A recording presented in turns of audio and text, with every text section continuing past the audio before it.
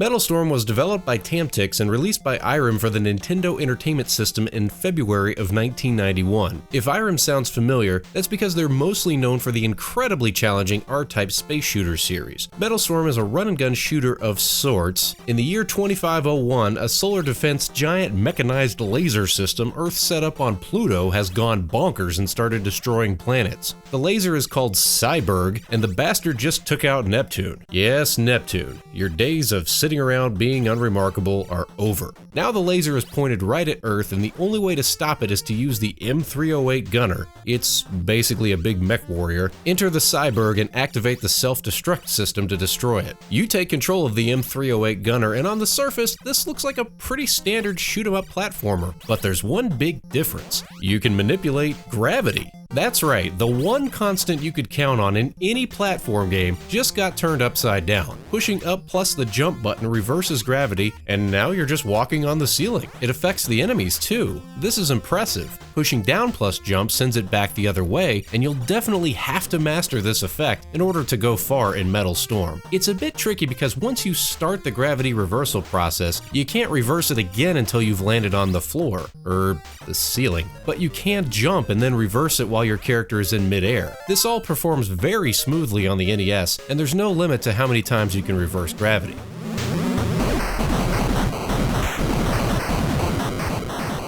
One thing that really stuck out to me was the level design. The ability to reverse gravity could have just been a simple gimmick thrown together with a Contra-style run-and-gun, but instead, the levels actually utilize it in a very unique way that forces you to think your way through it.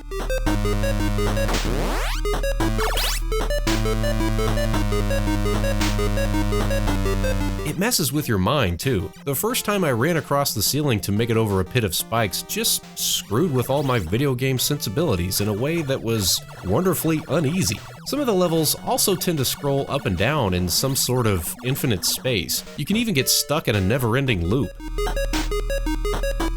Here I can see this power-up above me, but there's a steel platform and I can't jump through it to get through, so I'm going to have to actually jump down and loop in from the other side. It's just weird, man. Some of these platforms also allow you to pass through them only if you're jumping from a specific direction. So here, for instance, I have to reverse the gravity and stand on the ceiling, then jump from the ceiling to pass through this platform and move on through the level. There's all sorts of weird, intricate little areas like this with these single directional gates that open and close with gravity, and then these electrified pincers that attack you when you're passing through. Okay, so this game isn't quite as unforgiving as R-Type, but there's definitely some unfair deaths and trial and error along the way. Enemies that are placed in just the right spot, as well as areas that challenge you to master gravity reversal.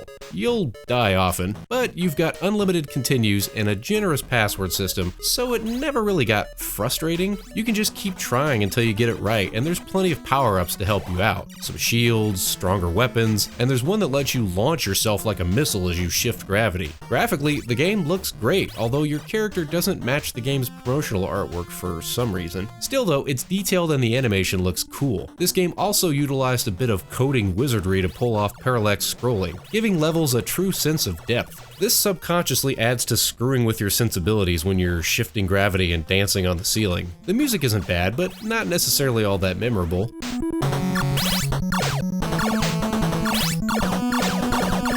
Boss fights will force you to think outside the box. It's not a terribly long game. Speedrunners get through it in about 20 minutes, but you'll probably need at least a few hours or so with all the trial and error, and just taking time to get used to the controls. There's also an expert level that you can unlock after you beat the game.